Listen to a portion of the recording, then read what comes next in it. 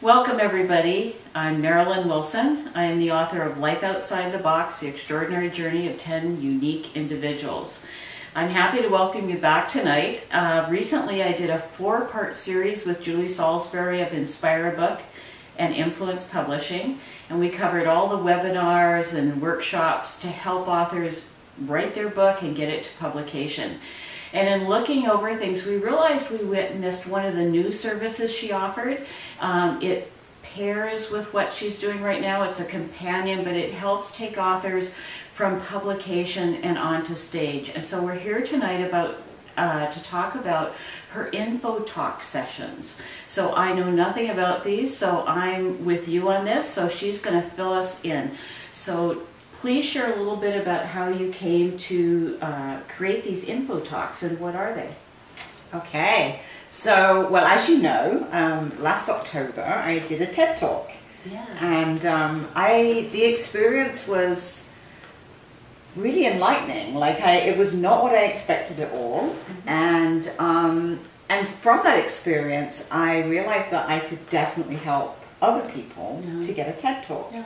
And, you know, it's one thing to be inspired to get on the stage and do a talk, you know, either to a small group or even at an event. But to actually do a TED Talk is that's a big credibility piece. Yeah. You know, TED has a really amazing reputation.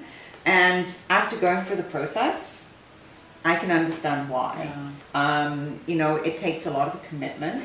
It was a lot of challenge. I mean, I know I'm with you. How many rehearsals did you have? How many? Yeah, a lot. Like we were, gosh, I think probably 10 rehearsals, and then obviously lots of time in between. And in fact, some of the TED platforms ask for you to actually make a commitment to 200 hours of training. I did not know that. Yeah. Some of the bigger ones? Some of the bigger ones, yeah. So, I mean, I don't think people realize that when you get accepted to be a TED speaker, they're going to be coaching you. No, I honestly didn't know that. That was a big surprise for me. Okay. So what I realized was, you know, what we're trying to do here is get the TED Talk. We're trying to get the opportunity. And so there are many people, you know, speaker coaches that are helping people to, you know, how to give a better speech. Yes. And that's not what I'm going to be doing. I am not going to be helping people how to deliver a TED Talk. I'm going to be helping people how to get a TED Talk. One of the really interesting things, and I think we've all heard it, but I don't think it ever hit home till we talked about it, is what TED Talks are looking for, because I see such a big variety out there. So what is it that you help with at the start? It's TED Talks is what? TED Talks is an idea worth spreading. So is that the main focus of what you start with? Yes, that's absolutely what I start with. So I actually do it in, similar to the InspireABook workshops, I do it in a mastermind process, because we really need to talk through our ideas to actually really zone in on, is that actually an idea worth spreading? Yeah. I want to stop you for a minute, because there's a term that gets thrown around, and as you get into the system you begin to understand it, but I found it really confusing, and I still do sometimes. What does the term mastermind mean? Like, for anybody who hasn't been going through these kind of courses, when somebody says a mastermind, I don't understand what that means. You've got workshop, you've got this. What is a mastermind? It's a really great question. You know, a mastermind is when a group of people come together and the ideas from one another sparks ideas and helps people to then explore those ideas, but not just on a one-on-one as you would in perhaps a normal kind of facilitation workshop where you've got one facilitator and then the students are listening to the facilitator. A mastermind is where the facilitator's holding the space, but what we're actually encouraging is the whole group to discuss each person's project. So then you're actually not just getting the perspective of one person, i.e. the facilitator, you're actually getting the opinion and perspective of, you know, 8 people. 8 is a really good sort of mastermind number. And usually when I do mine... Is it the magic number? It's the magic number. Well, because, you know, it's like if you have too many people in the room, then nobody, you know, some voices are not heard. Yes. So, but the thing is with TED is that we might think we have an interesting story, right? But the thing with a TED pitch is, how do you turn that interesting story into an idea that is worth spreading? So the idea with TED, and this is why they're so successful, is that they want to be able to take a concept that the speaker is actually influencing the audience. So that at the end of a talk, the audience then wants to go out and have a conversation. It's almost like a conversation starter, right? And that's how an idea starts to spread. And the concept with TED is that basically, even if the audience is small, because some of the TEDx audiences can be, you know, 50 people, but the concept is that then that is put on video and goes on the TED YouTube station, which potentially then will reach millions of people. I mean, the #1 talk, I think, has had 65 million views. Wow. Yeah, so that's an idea worth spreading. Yeah. So who do you think will benefit? Like I assume you're working with a target group, not just everybody who wants to speak, but who are you trying to move on? This is really interesting because people have this perception that to be a TED speaker, you have to be already a professional speaker. And that is not the case at all. In fact, in some ways, what TED really loves to encourage is brand new speakers, people that have not necessarily been on the stage, or even they've only had some experience speaking, because they want you to be able to share a story from a place of vulnerability. Some of the best TED Talks are those where the speaker is actually shown how vulnerable they are. They've shown their emotions. And in fact, even some of, on the TEDx, most popular standing ovation speeches have been ones where the speaker's actually been noticeably nervous. And the audience has been, you know, really inspired by the fact that that person has had the courage to come on the stage and tell their story. But in order to get on the TED stage, that's what I'm doing in this workshop, is I'm actually helping people to really zone in on their story, because it's not, you can't just tell a story. You know, we all have interesting stories, but the thing with TED is it has to be an idea. It's an idea. It is an idea that might be wrapped in a story, or it's an idea that may be demonstrated with a story, but it is the idea that matters. And it has to be a universal idea that anyone in the audience can take in that concept, put it in, you know, from their point of view, from their perspective, in their language, and then for them to be curious and want to continue that conversation. Right? So just when I went through that whole experience with TED, I was just like, wow, this is what makes TED so fascinating and so interesting, because I'm sure you've been to many speaking events, Marilyn, where you just look at the speakers and you go, well, that's great, thank you, it was wonderful to hear your story, but so what? You know, so what? What's in it for me? Why, you know, what's my takeaway from this? I think it's more than that. I think when they're too practiced, I don't feel the reality of it.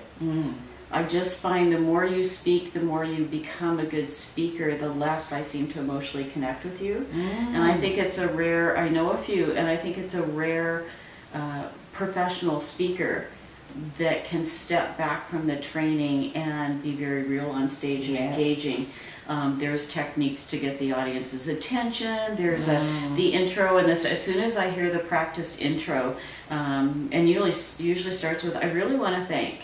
If I hear that one more time, it's not that it just never feels real. It feels like an opening sentence, like once upon a time. So I think that's my thing. I just find most of the time the speakers are so practiced that I'm not connecting with them emotionally. And if I don't connect emotionally, then it's like a school lesson. And it's not that they're not saying good things. Sometimes I come away with great things, but I feel like I'm in school instead of in a room alone with them. And some speakers make the audience around me disappear, and I feel they're talking to me. And that is exactly what TED wants. Yes. TED wants a speaker to be very conversational, to be very vulnerable, and to make the audience feel like you're around a dinner table and you're having a conversation with the people around the dinner table. And so you're absolutely right, is like the perception of, when we think of being a TED speaker, we think, oh, we have to be so polished and, you know, to be on TED. But the reality is actually exactly the opposite. TED is a beautiful platform for brand new speakers. So when I look at, you know, some of the people I help with their books, they are absolutely primed to be a TED speaker because they haven't been, like you say, they haven't been spoiled by all that polishing and stuff that actually makes them all so perfect that then, you know, we don't want to. So so really what I'm doing in this one-day workshop is helping people to understand how to pitch, so how to fill in the application for TED to actually get picked for a TED Talk. Also understanding not only, you know, how to do the application, but where to actually go. Because each TED Talk has a theme. So you have to fit within their theme. And that might mean that you have to travel a little bit further. But, you know, I've got the lists of all the talks with all of the application processes and all of the themes. And so then we can match you, you know, find out what your pitch is, what is your idea that's worth spreading, and then how do we match make you with the right TED application. I would think finding the right TED Talks to go to is important, because once you've been on the stage, it's going to be a while before you get selected again. Like it's not like you go every week on TED Talks. No, but you can have multiple if you travel times to on other TED. areas. You can, absolutely. I mean, there's no restriction, you know, once you've done it, that's it, no more TED Talks. I mean, in fact, that's how speakers tend to get picked for the big TED conference. Right. But they're in the smaller ones, and then they get picked for bigger ones. So, I think the other thing that I always wonder about speakers now, and TED Talks as well, is that I think we all have the perception you have to have a sad story to tell and a crisis, and be somebody who came from incredible odds to achieve. And are there room for happy stories? Are there room for, like, do you know what I mean? We talked about this before, is that 99% of the time somebody presents something heartbreaking or tragic, and how they came in the life lesson, it seems to be quite what is done in speeches nowadays. So is that true, or is it, what is? That's why you don't see that many those types of talks on TED, because TED are always focusing on the idea as opposed to the personal story. So when you're focusing on the idea, it's like, well, what is the purpose of telling this story? So it might just be simply, for example, that you're highlighting a community that not many people know about, right? So it might be that during your world travels, you've observed a lifestyle of the Masai Mara, right? And so then you want to highlight the benefits of, you know, living in this type of community, and then learn a lesson from that observation. So, and if it is a personal story, it's a personal story that's actually related to an idea. So, for example, my TED Talk was about the subject of dyslexia. And my idea worth spreading was that dyslexia is actually a gift as opposed to a disability. So you can see that I use myself and my own example as the story, but my idea, the way I framed the talk, was around that premise of can we look at dyslexia in a different way? I liked your closing line.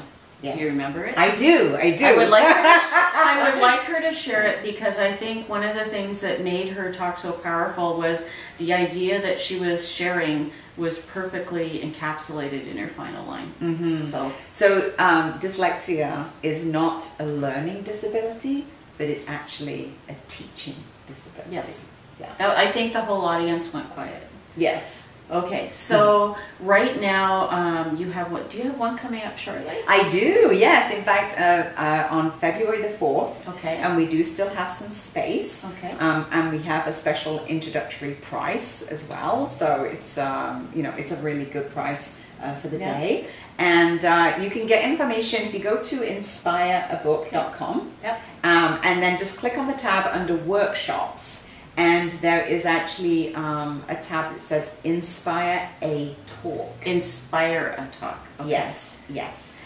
Will these be webinars in the future? They most certainly will. Okay. But this is the first class, and then they're going to move into webinars. Absolutely. So we're going to do this as a live class, and in the future we will have some other live classes, but the goal is to take this online and to make it an online class. So for those who haven't seen the other videos, one of the really important things to understand, and the reason the webinars work for Inspire Books, is they have found a format that's interactive, so everybody can see everybody's photos. It's not muted. You can talk. You have real-time conversations with the other people in the group.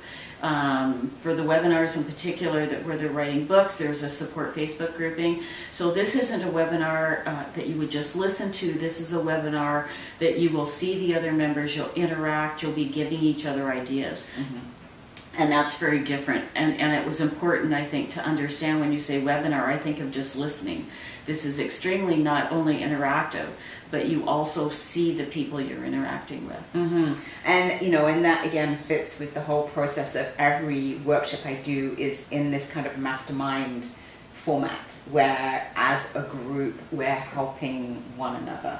And it just makes for a very fun, interactive day as well. So, yeah, I'm excited. You can find Inspire Book on Facebook, both Influence Publishing and Inspire Books. You can go to the InspireABook.com website to look up all the different webinars and live mastermind workshops. We also have a 4-part series that cover all the webinar mastermind workshops, and everything is there. So you can go to either other ones on my YouTube channel or on Julie Salisbury YouTube channel to check out the other videos. And I just want to thank all of you for joining us. Be sure and send Julie any questions you have, and I hope you'll check out one of these future workshops. Thank you so much.